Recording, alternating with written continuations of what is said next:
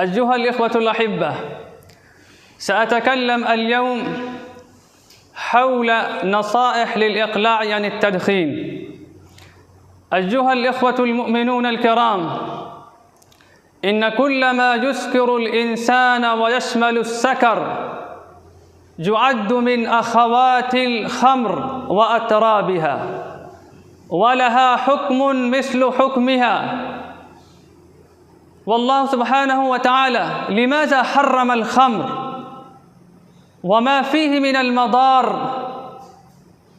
إننا إذا تدبرنا وإذا رأينا وإذا ألقينا نواظرنا على ذلك تبين لنا أن بالخمر يضر الإنسان بصحته، أن بالخمر يضيع ويقوم بإضاعة ماله وثروته،